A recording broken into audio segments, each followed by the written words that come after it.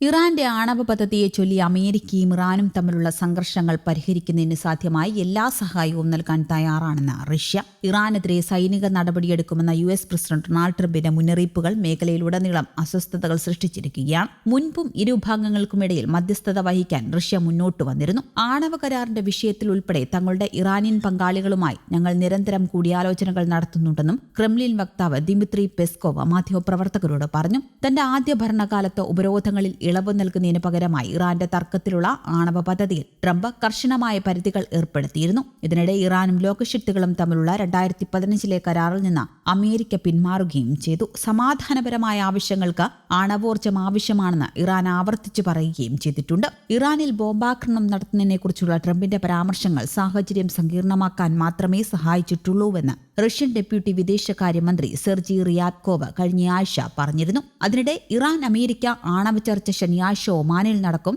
അന്താരാഷ്ട്ര വാർത്താ ഏജൻസികളാണ് ഇത് സംബന്ധിച്ച് റിപ്പോർട്ട് ചെയ്തത്.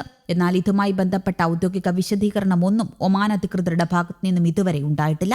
ഒമാനിൽ ശനിയാഴ്ച ചർച്ചകൾ നിശ്ചയിച്ചിട്ടുണ്ടെന്ന് ടെഹ്റാനും സ്ഥിരീകരിച്ചിട്ടുണ്ട്. വിദേശകാര്യമന്ത്രി അബ്ബാസ് അരാക്ഷിയും മിഡിൽ ഈസ്റ്റിലെ ഉന്നത US പ്രതിനിധി സ്റ്റീവ് വിറ്റ്കോഫും ചർച്ചകളിൽ പങ്കെടുക്കുമെന്ന് ഇറാൻ വാർത്താ ഏജൻസിയായ തസ്നീം റിപ്പോർട്ട് ചെയ്തു. ഇതൊരു പരീക്ഷണം പോലെ തന്നെ ഒരു അവസരവുമാണെന്ന് അരാക്ഷി എക്സിൽ കുറിച്ചു. തങ്ങൾ ഇറാനുമായി നേരിട്ട് ബന്ധപ്പെടുകയാണെന്നും ശനിയാഴ്ച തങ്ങൾക്ക് വലിയ ഒരു മീറ്റിംഗ് ഉണ്ടെന്നും US പ്രസിഡന്റ് ഡൊണാൾഡ് ട്രംപ് പറഞ്ഞു. ഇസ്രായേൽ പ്രധാനമന്ത്രി ബെഞ്ചമിൻ നെതന്യാഹുവുമായുള്ള കൂടിക്കാഴ്ചയ്ക്ക് ശേഷമാണ് ചർച്ചകൾ ആരംഭിക്കുമെന്ന് ട്രംപ് മാധ്യമപ്രവർത്തകരോട് പറഞ്ഞത്. ചർച്ചകൾ ഉന്നത തലത്തിലായിരിക്കുമെന്ന് പറഞ്ഞ ട്രംപ് എവിടെ നടക്കുമെന്ന് വ്യക്തമാക്കിയിട്ടില്ല. അതേസമയം ചർച്ചകൾ വിജയിച്ചില്ലെങ്കിൽ ഇറാൻ വലിയ അപകടത്തിലാക്കുമെന്നും ട്രംപ് മുന്നറിയിപ്പ് നൽകി. ടെഹ്റാനും വാഷിംഗ്ടണും തമ്മിലുള്ള പരോക്ഷ ചർച്ചകളിൽ ഒമാന് വീണ്ടും ഒരു മധ്യസ്ഥത വഹിക്കാൻ കഴിയുമെന്നാണ് കരുതുന്നത് എന്ന് ഇറാൻ ഉദ്യോഗസ്ഥർ വെളിപ്പെടുത്തി. ഇരു രാജ്യങ്ങളും തമ്മിലുള്ള സംഭാഷണം സാധ്യമാക്കുന്നതിൽ ഒമാന്റെ മധ്യസ്ഥത സ്വാഭാവികമായ ഒരു തെരഞ്ഞെടുപ്പാണെന്ന് ഇറാൻ വിദേശകാര്യ മന്ത്രാലയ വക്താവ് നാസർ ഖനാനി പറഞ്ഞു.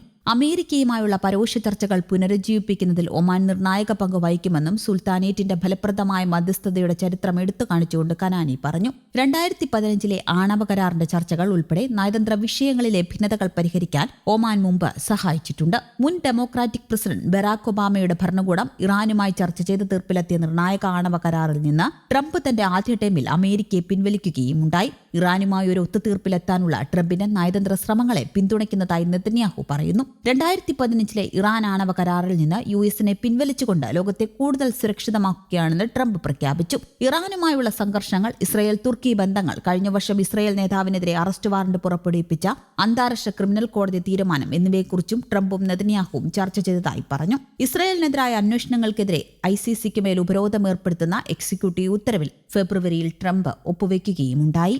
News desk Kerala Kaumudi.